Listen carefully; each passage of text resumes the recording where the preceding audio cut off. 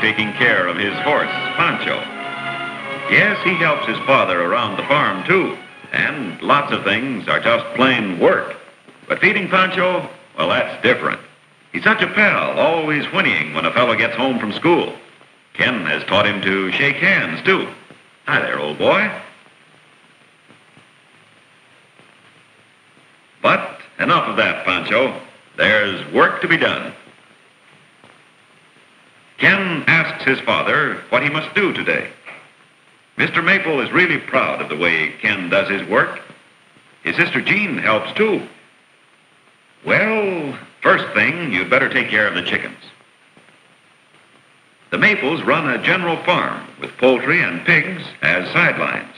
They have about 700 chickens and ducks. These are white Pekin ducks. The chickens are New Hampshires. The ducks and the chickens eat the same food, and they get along very well together.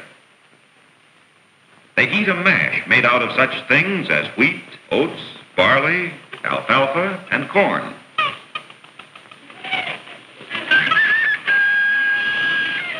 The bars keep the chickens from getting into the troughs. Well cared for chickens are strong and healthy. They will lay better, live longer, and require less care. They like to scratch for worms and bugs. In hot weather, they dig up the cool dirt to lie in. Good, healthy chickens require little care beyond cleaning and feeding.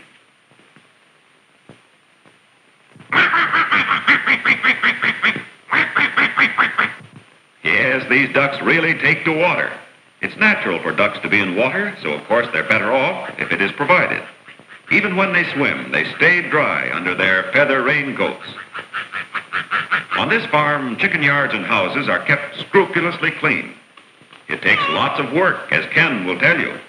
In the chicken house, each chicken has a separate cage. These chickens were brought up this way, and it seems to agree with them. They lay more eggs on the average than those in the chicken yards.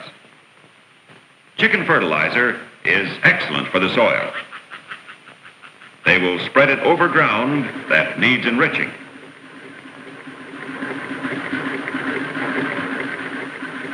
A farmer works continually to keep his soil in good condition.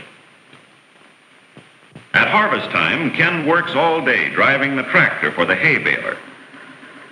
The baler takes a crew of 6 men working as a team. The big machine goes straight down the line of alfalfa hay called a windrow.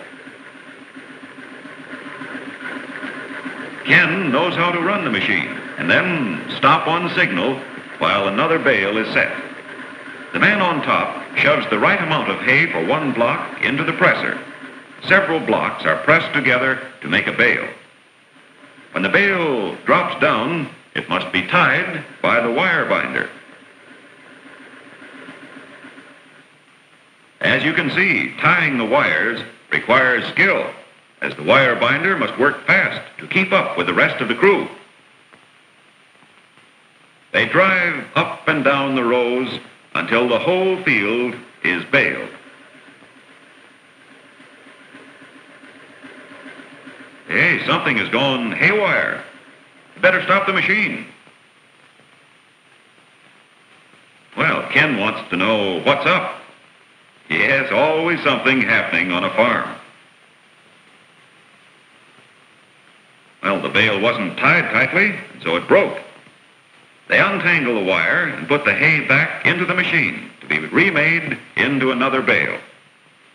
The hay left by the machine is called the scatters. Thrifty Ken ties up the wire. Now the job of collecting the bales. Ken is on the receiving end. This is heavy work, as each bale weighs about 100 pounds. Mr. Maple's stock will have plenty of food this winter. You see, that is what hay is stored for, to feed the horses and cows when the cold winter weather makes grazing in the fields scanty or impossible. Generally, they cut the alfalfa early in the morning, before it is dry, so that the leaves will not drop off. Mr. Maple has other fields ready to be cut, and some have been cut and are ready for the rake. Mr. Maple asks Ken to harness the work team, lightning and dynamite, to the hay rake.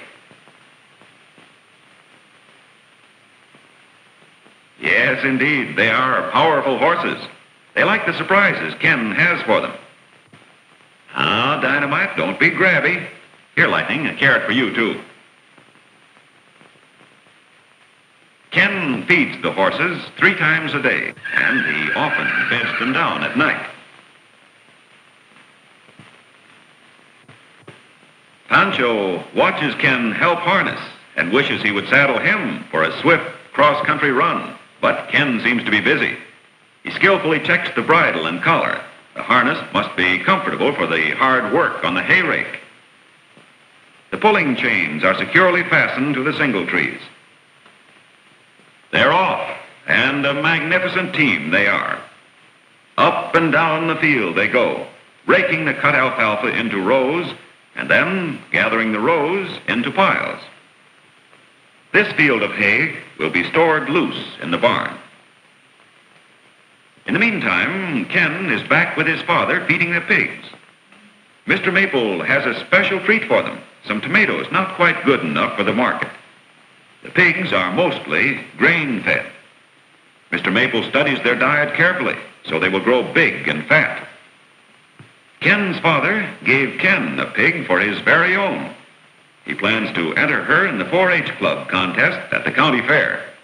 Ken hopes to be one of the future hog breeders of America. Some of Mr. Maple's pigs are pure breed, and some are crossbreed. Late afternoon now, time to collect the eggs. Ken has collected the eggs since he was a small boy, but he finds it's always lots of fun. The hens aren't so sure they like it.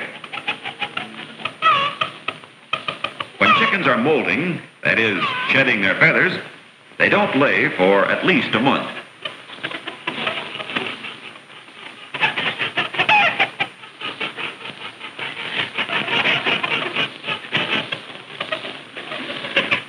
Ken's mother wants these eggs right away. She will use a few to bake a cake. The rest, she and Jean will pack in boxes ready for the market.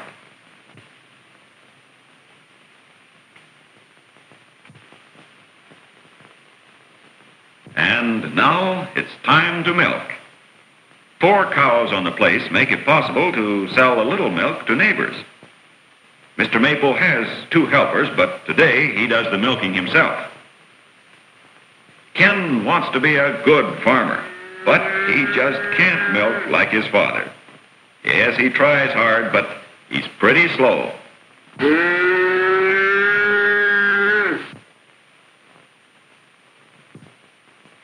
Mrs. Maple works hard, gardening, canning, and helping everywhere. She likes living on the farm. Lots of work, but lots of fun, too. Say, Ken is really excited. Rosemary has a calf just 5 minutes old, and it's a mighty little one. Cows are good mothers, and Rosemary took good care of her baby. Mr. Maple gives the calf her first lesson in walking. Hey, mister, my legs aren't made for that. Steady there, youngster. Yeah, she seems pretty dumb, but after all, we didn't know much when we were 5 minutes old. Well, it's getting late. The horses are tired and want their dinner and a comfortable stall. The cool water tastes good after the long, hot day in the fields. Ken will bed them down and make them comfortable for the night.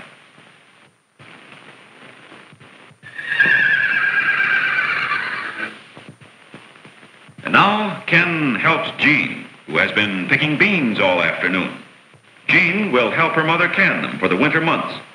She has already won prizes for her fruit at the county fair.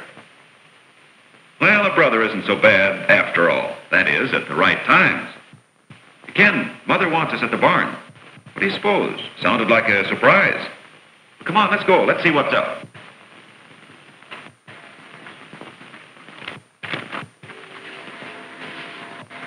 Well, Brownie has 5 brand new baby kittens. Yes, Brownie trusts her family, but after all, a cat only has 9 lives and ought to be careful.